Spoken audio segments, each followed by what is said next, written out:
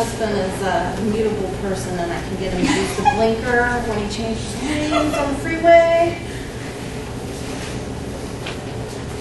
Our next speaker is Liz Reed.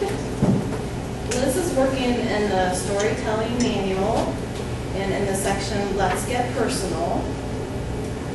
And her speech today, the time length is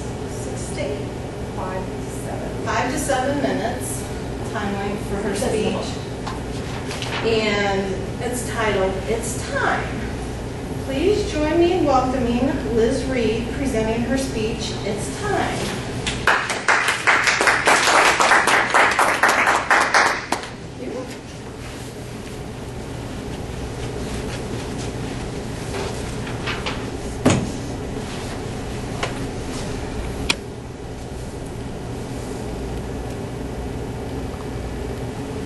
60. It's 3 a.m.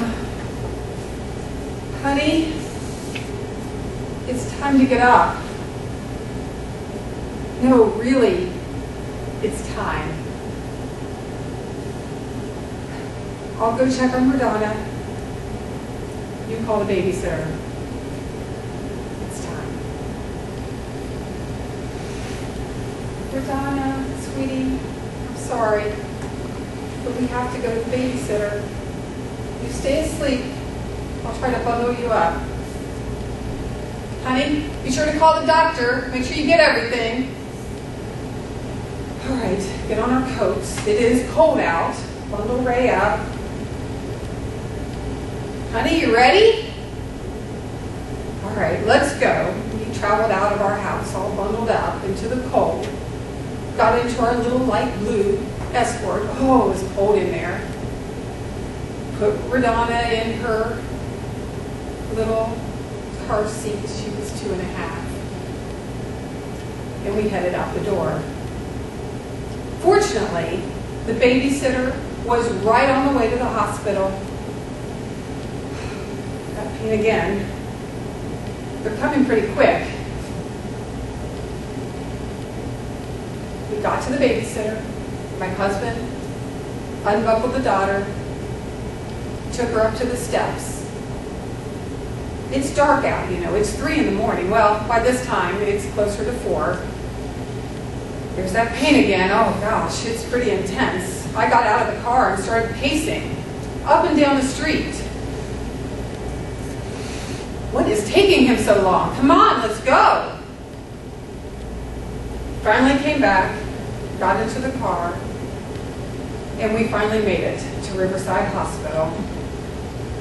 We went in. Pains were coming pretty quick, you know. By this time, it was about 5 in the morning. Made it inside. They got us in a room and all set up. I said, okay, I think it's time for that epidural. Oh, they said, no, we can't do that. What do you mean you can't do that? Oh, you're too far along. It's time. But the doctor, he'll be here at 7, right? He was due in at 7 anyway. It worked out. No. There was not time for that either. In fact, they sent my husband to go fill out paperwork. Where did he go? Why isn't he back? It's almost time. Breathe, push, breathe, push. It was time, sure enough. By 6:07 that morning, oh yes, the nurses did tell me that I wasn't supposed to scream, but you know, there was no time for pain medication. There was no time. 6:07, I had a baby boy, 8 pounds, 6 ounces. There he was, December 6th. It was 1991, the day before the 50th anniversary of Pearl Harbor. Fortunately, he came on his due date, December 6th, because if he were born a day later, apparently his name would have been Pearl. Poor thing. That was 20 years ago. I look back on my little boy. Really, he's a man. I still see him as a little boy. But I realize that day that he was born is very symbolic of the way he is in many ways. There was no sign oftentimes there's no sign that he's going to get it, or that he's going to make it through, or that he's going to hit that milestone. And then all of a sudden, before you know it, there it is. For example, when he first started, the crawling and walking and rolling thing, it was like 6-9 months, and he wasn't hardly doing anything. He just was kind of chilling. He was a happy little baby, but he didn't do much. And then all of a sudden, 9 months, 11 months, he started rolling and he was crawling and he was walking by 11 months. Just all of a sudden, out of nowhere, there it was. The same thing happened with talking. Sure, he would babble, but he would never say mama and dada. The single words just never came. But then all of a sudden, there he was. See the dog. Went straight to a full sentence. That's just the way he did it. That was his timing. When it came to reading, in kindergarten, the kids, they would point out letters and they would learn to say things like if and and the. They could see those words and read them in kindergarten. He didn't get it. I would point at a wall and say, okay, show me the letter L.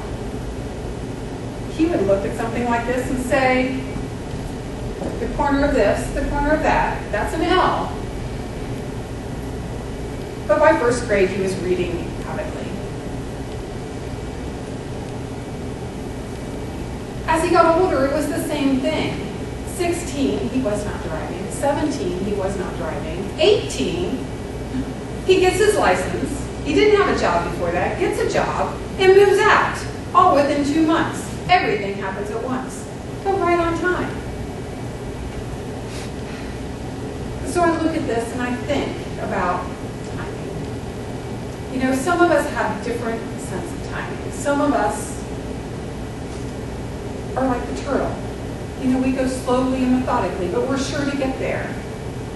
Some of us are like the rabbit. We are always energetic and we are always pacing really high. So we might get off course a little bit, but we always end up where we need to be on time. Maybe not early, you'd think. And then there's those, I call them Austins, because that's my son's name. The ones that are just kind of wait, kind of check things out. And then when they're ready, all of a sudden, there they go. And they're there right on time. Madam Toastmaster.